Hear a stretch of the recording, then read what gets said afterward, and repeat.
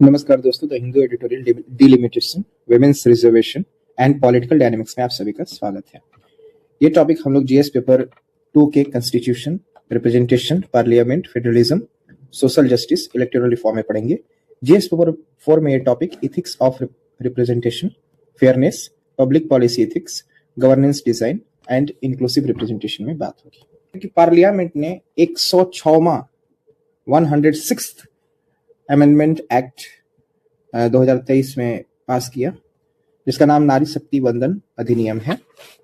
इसमें प्रावधान है कि लगभग 1/3 सीट लोकसभा और स्टेट असेंबली में वो रिजर्व रहेगा, इंक्लूडिंग एससी एसटी जो पहले से रिजर्वेशन चली आ रही है। और ये जो कॉन्स्टिट्यूशनल बैकबोन है कंट्री आर्टिकल का, वो कॉन्स्टिट्यूशन 106th अमेंडमेंट एक्ट 2023 जो डिलिमिटेशन होता है एंड आर्टिकल 82 में जो बाउंड्री का रीएडजस्टमेंट होता है, राइट, वो हमारे आर्टिकल 82 दैट इज डिलिमिटेशन, ये ध्यान रखेंगे, हमारे एग्जाम के लिए बहुत इंपॉर्टेंट है। तो पोस्ट 2026 सेंसस के साथ इसको जोड़ दिया गया, ये जब कानून पारित हुआ था। कैटेगरी 3 होते हैं, SC ST and now the third category in the reservation list that is women. जब ये पास किया गया था उस वक्त ये कहा गया था कि जब 2026 का सेंसस रिपोर्ट आएगा तब ये लागू होगा। हालांकि उस समय के जो अपोजिशन गवर्नमेंट में कांग्रेस एंड दूसरे पार्टी जो थे, इसका विद्रोह किया और बोले कि इसको तुरंत इमीडिएटली लागू कर देना चाहिए 2024 जनरल इलेक्शन से। विमेंस के ग्रुप ने भी इस डिले को लेकर के क्रिटिसाइज किया। हालांकि एनडीए गवर्नमेंट का कहना था कि जो भी मेजर चेंजेस हैं वो 2011 के सेंसस के आधार पर नहीं हो सकते हैं। सेंसस डाटा जो अपडेट होगा, डिलिमिटेशन जो स्टेट अपडेट होगा, तभी इसको अच्छे से लागू करना सही रहेगा। अदरवाइज जो फेयरनेस है, निष्पक्षता और फिजिबिलिटी है, वो हैम्पर होगा। लेकिन अभी हाल में जो रिपोर्टेड पॉलिसी है उसमें शिफ्ट दिखा जा रहा है। गवर्नमेंट ने डिसाइड किया है कि इसको 2011 के सेंसस में ही हम लोग लागू करेंगे। इससे क्या हो रहा है, इसके पीछे का मंशा बताया जा रहा है इलेक्टोरल टाइमिंग। जो स्टेट असेंबली में चुनाव हो रहे हैं और होने वाले हैं, उसको मद्देनजर रखते हुए सरकार ये श्रेय लेना चाहती है कि हम विमेन एम्पावरमेंट को लेकर के, विमेन रिप्रेजेंटेशन को लेकर के पॉलिटिक्स में, सोशियो पॉलिटिकल लाइफ में बहुत बड़ा कदम ले रहे हैं। जो बहुत सालों से बिल अटका हुआ था उसको बीजेपी गवर्नमेंट पास कर रही है, और ये एक मेजर प्लैंक हो सकता है जनरल इलेक्शन 2029 के लिए भी। When we talk about the northern states like for example UP and Bihar and other state, यहाँ पे जो पॉपुलेशन है वो बहुत ज्यादा है, डेमोग्राफिक डिविडेंड बहुत ज्यादा है, यहाँ पे फर्टिलिटी रेट बहुत ज्यादा है, बट इकोनॉमिक डेवलपमेंट की बात करेंगे तो वो बहुत कम है, पर कैपिटा इनकम बहुत कम है। इस मामले में अगर हम साउथ इंडिया की बात करें तो साउथ इंडिया का जो पॉपुलेशन है वो स्टेबल है, फर्टिलिटी रेट लो है। तो ये जो डेमोग्राफिक फैक्टर के डिफरेंसेस हैं एंड इकोनॉमिक और डेवलपमेंट की जब बात करेंगे तो वहां पे साउथ इंडिया में सोशल फैक्टर और इंडेक्सेस पे साउथ इंडिया बहुत ज्यादा आगे है नॉर्थ इंडिया से। तो ये जो बैलेंस है नॉर्थ और साउथ के बीच में, ये कहीं ना कहीं जो सेंसस या डिलिमिटेशन ड्राइव हो रहे हैं उसमें एक बहुत बड़ा कंसर्न है। और ये जो विमेन बिल पास हुआ है तो उस वजह से ये विमेन बिल में जो भी प्रावधान है रिजर्वेशन का, वो भी उससे अफेक्ट होगा।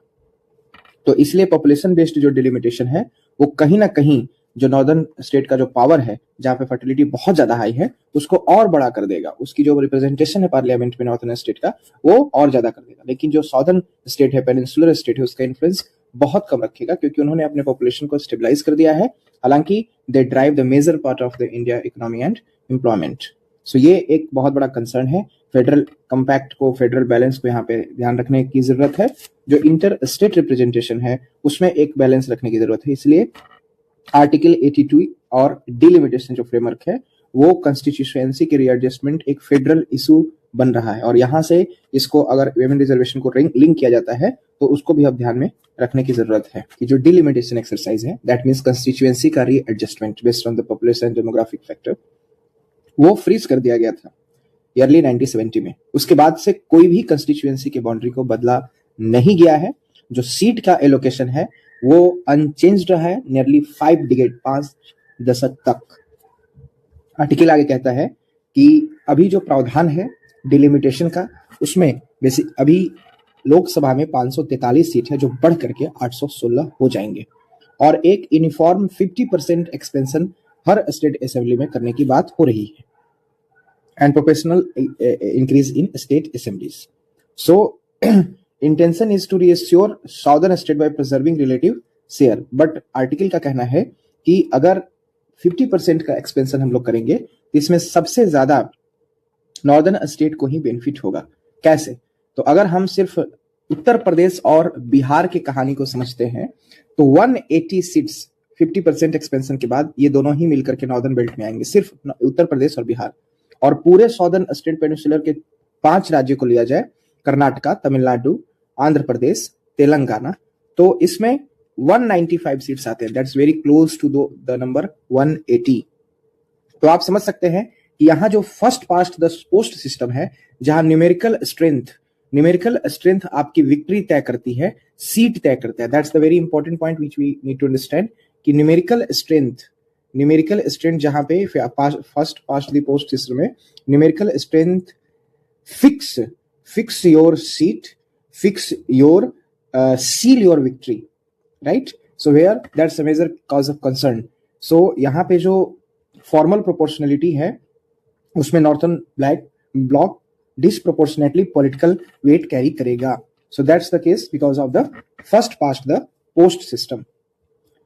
नेक्स्ट आगे जो बात कर रही है कि 2011 का जो सेंसस पे अगर आधार पे हमने विभिन्न रिजर्वेशन को लागू करते हैं तो इससे बहुत सारे चेंजेस होंगे, क्योंकि 2011 के सेंसस के बाद 2026 में जो डाटा आने वाला है या अभी का जो सिनेरियो है उसमें माइग्रेशन का इशू है, अर्बनाइजेशन बड़े स्तर पे बढ़ा है, कोविड के बाद बहुत बड़े स्तर पे टेक्नोलॉजी में, डिजिटल इंटरफेस पे और बहुत सारे इकोसिस्टम में चेंजेस आए हैं. और बहुत न्यू सेंसस में एक से एम्प्लॉयमेंट डाटा और डिलिमिटेशन कंस्टिट्यूशन एडजस्टमेंट भी बदलेंगे. तो इससे जो रिप्रेजेंटेशन है उसको मिस्टेक किया जा सकता है.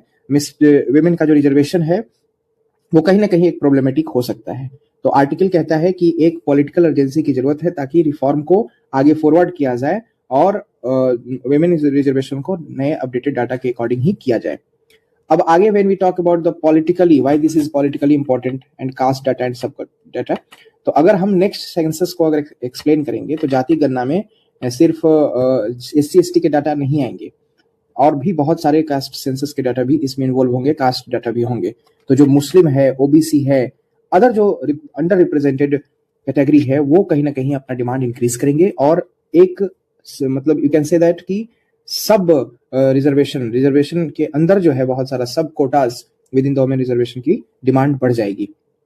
अगर 2026-27 के सेंसस से पहले ही अगर हम इसको आगे लेके चलते हैं तो कहीं ना कहीं ये जो प्रेशर है वो प्रेशर थोड़ा टेम्पोरली थोड़ी देर के लिए स्थगित हो जाएगा, लेकिन ये एक बहुत बड़ा क्वेश्चन मार्क रहेगा क्योंकि प्रैक्टिकली और you can say the real part is that कि बहुत सारे अंडर रिप्रेजेंटेड कम्युनिटी है, कास्ट है और ग्रुप है जो कि अपना रिप्रेजेंटेशन चाहेंगे.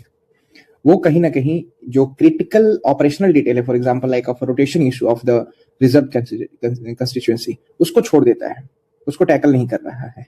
राइट, फॉर एग्जांपल कि जो रोटेशन कैसे मैटर रखता है तो ये डिसाइड करता है कौन कंटेस्ट करेंगे, कहां से कंटेस्ट करेंगे और कितनी निरंतरता के साथ कंटेस्ट करेंगे.